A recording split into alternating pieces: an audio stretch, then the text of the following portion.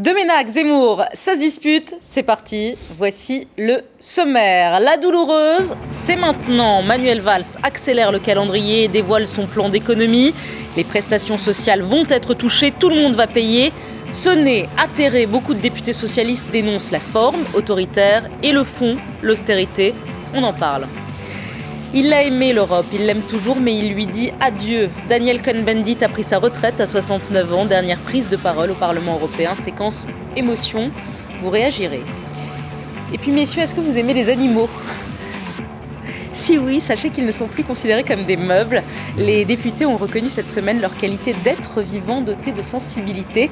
Est-ce que c'est une bonne chose ? Vous répondrez à ça aussi.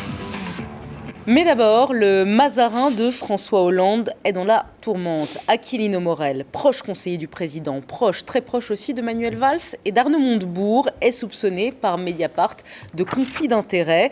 Il aurait travaillé avec des laboratoires pharmaceutiques alors qu'il était fonctionnaire à l'IGAS, l'Inspection générale des affaires sociales, chargée précisément de surveiller ces laboratoires. Jean-Christophe Cambadélis. Si ce qui est dit est vérifié, je ne vois pas comment il reste. Mais si ce n'est pas vrai, il faut qu'il s'explique, qu'il y ait une grande explication pour qu'on puisse y voir plus clair. La seule symbolique du cireur de chaussures à l'Élysée, est-ce que ça ne décrédibilise pas un conseiller de l'Élysée ? Oui, je crois que ça, franchement, c'est quelque chose qui n'est pas acceptable. Et oui, parce qu'il y a les chaussures et tout le reste. C'est comme Roland Dumas. Vous vous souvenez, les Berluti. Tout à fait. Décidément, les chaussures avec la gauche. Oui, alors, Nicolas, que faut-il en penser ? Qu'est-ce que vous en pensez, tout ça ? Écoutez, plusieurs choses. D'abord, il y a toujours eu à l'Élysée, comme autrefois à la cour de Versailles, des guerres internes qui se traduisent au bout d'un moment par l'expulsion de l'un, de l'autre. Donc, comme il y avait sous Pompidou, entre les maléfiques d'un côté, et puis d'autres. Il faut préciser, les maléfiques, c'était Pierre Juillet et Marie-France Garot. Bon, tout ça. Et puis ensuite, entre les deux points G de l'Élysée, sous Sarkozy, Guéant et Guénaud, ça a été des affrontements redoutables. On vit un de ces moments-là, puisque Pierre-René Lemas, qui était l'ancien secrétaire général, était un adversaire résolu et réciproquement de Aquilino Morel. Et Morel a eu la peau de Lemas. Et Morel a eu la peau de Morel, qui était un vrai... Alors c'est le second point, qui était un vrai politique, peut-être un des trop rares politiques à l'Élysée, et qui parvenait même à donner du sens à ce qu'il n'en avait pas chez François Hollande. C'était une de ses forces extraordinaires. C'est pour ça que les journalistes, d'ailleurs, sont très gênés dans toute cette histoire. C'est qu'au fond, il était leur interlocuteur, et Dieu merci qu'on avait cet interlocuteur et qu'on l'a, que cet interlocuteur-là, parce qu'au fond, il était de ceux qui comprenaient que pour créer l'histoire, il fallait la raconter, il fallait lui donner du souffle à une politique qui n'en avait pas. Donc ça, c'était clair. Troisième point, c'est lui qui a fait vraiment le rapprochement Valls-Hollande et qui a la promotion de Valls. Mais qu'en même temps, c'est un des moments de l'époque que déteste Zemmour, qui est que face à l'impuissance du politique, la rigueur s'impose, surtout quand on l'exige des gens d'en bas, elle s'impose d'autant plus en haut, et elle coupera d'autres têtes. On va en parler de la rigueur dans un instant. Mais Qui veut la peau d'Aquilino Morel ? Bon, d'abord, tout le développement de Nicolas, je l'approuve tout à fait, sauf la dernière phrase. Je ne vois pas pourquoi je le déteste. J'explique l'époque.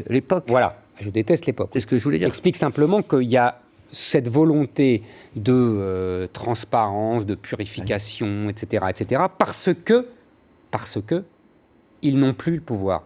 Je maintiens que ceux qui ont le pouvoir ne sont pas touchés par ça. Aujourd'hui, on voit Montebourg s'époumoner contre les revenus des grands directeurs de banque à je ne sais pas combien de millions d'euros. Là, le pouvoir, il est là.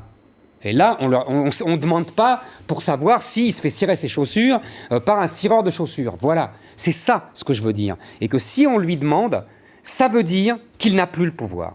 C'est tout ce que j'essaye d'expliquer depuis des mois. Et sur le moralisme c'est-à-dire, c'est la même chose. Sur Aquilino Morel, il se fait cirer les chaussures, soit. Non, mais c'est la même chose. Ils sont dans l'œil du cyclone parce qu'ils n'ont plus le pouvoir. On ne touche pas les puissants. C'est le cynisme de l'humanité. Voilà. Ils ne sont plus puissants. On les abat. Voilà. Ça, c'est pas bien les guerres derrière. Je suis d'accord avec toute l'analyse de la cour de Versailles. Je suis d'accord. Et on voit bien d'ailleurs dans l'intervention de Cambadélis que que Morel est lâché tout de suite, là, ça n'a pas rigolé, ça n'a pas traîné. Il a pris une balle entre les deux yeux. Parce que l'époque ne permet plus ça. Et ce qui est incroyable, c'est qu'il ne l'ait pas compris au sommet, tout en haut. Comme si l'air se raréfiait tout en haut au sommet, là, Nicolas, et qu'on devenait un peu fou. Mais Nicolas, c'est normal qu'ils ne le comprennent pas pour deux raisons. La première, c'est que toute l'histoire de France va à l'encontre de ça.